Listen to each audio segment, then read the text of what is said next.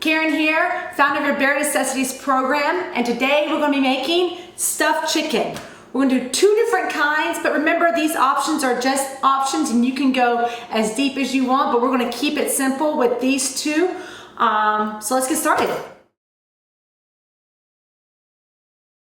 6 to 8 slices of bacon, 2 chicken breasts, half a cup of guacamole or 1 avocado, 1 sliced bell pepper, 1 handful of grape tomatoes, 2 handfuls of spinach, 1/4 of a cup of goat cheese crumbled, half a cup of sun-dried tomatoes. So what we're gonna do first is take a mat, because we're messing with some chicken, and you're gonna take your bacon and just lay it down long ways. Now you can use 3 pieces or 4 pieces. Heck, you could even use 5 pieces if you wanted to. Depends on how much bacon you have, how much you want to use, and how much you like bacon. So now with my bacon laid long ways on my cutting mat, I'm going to take my chicken breast and lay it in the center of the bacon. So once that's there, then you can take your knife and you can cut open, creating a pocket for the stuff that we're going to put in the chicken. So once you do that, you kind of want to open up your chicken and you can use your knife to just kind of make that pocket a little bit deeper.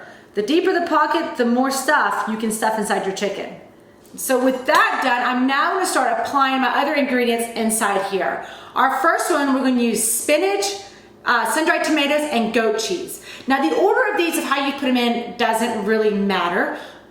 If you want more goat cheese, I would suggest you put the goat cheese in first, because when it's packed and you're sprinkling on top, some of it falls out. But that's a personal preference. So what I'm going to do is I'm going to take my spinach and I'm just going to stuff it.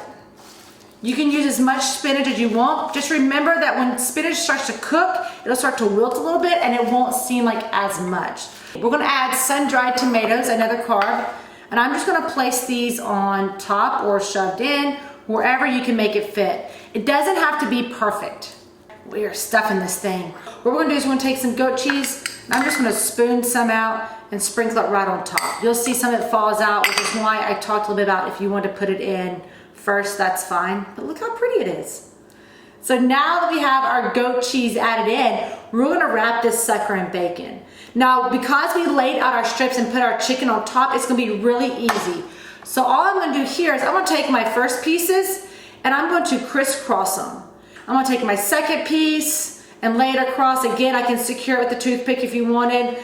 And then here's my third piece. And that's it. All right, so we built our first one. Let's talk about our second one.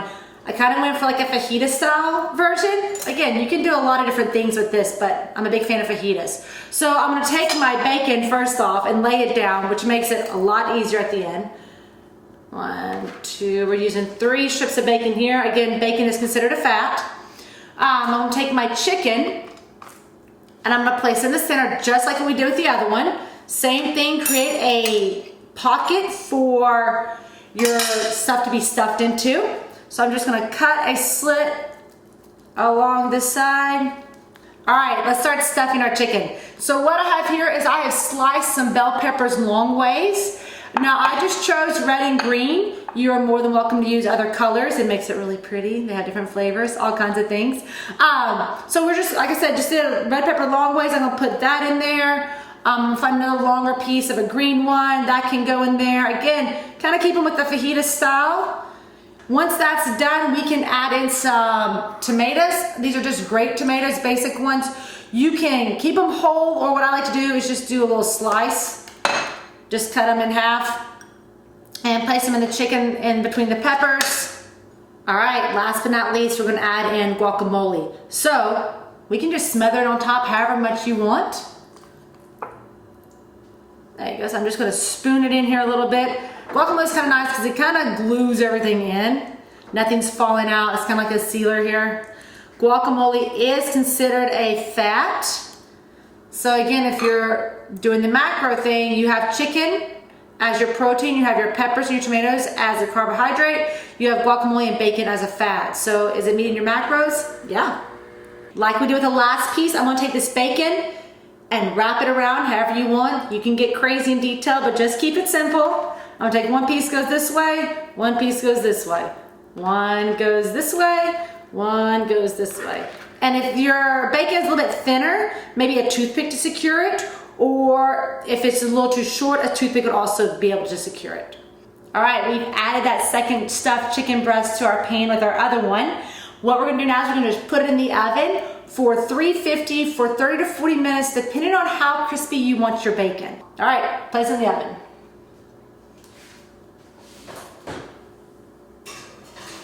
All right, I like my bacon crispy, so I cooked it a little bit longer. Again, it's up to you on how long you want to cook it, depending on how crispy you want your bacon. So let's cut one of these open and give it a taste.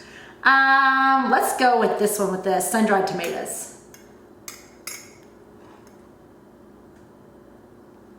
So I can pull out here, like we talked earlier about, remember how much we stuffed it with that spinach, and now you can see the spinach kind of wilted down because it was cooked.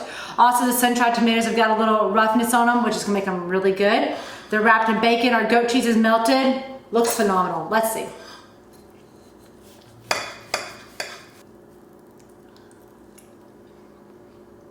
That's good. That's real good. You can taste the goat cheese. You can taste every flavor that we've put in here. So, highly recommended if you're serving for a party of 2 or if you're serving for a party of many. Easy, simple to use. It hits all the macros and it tastes good.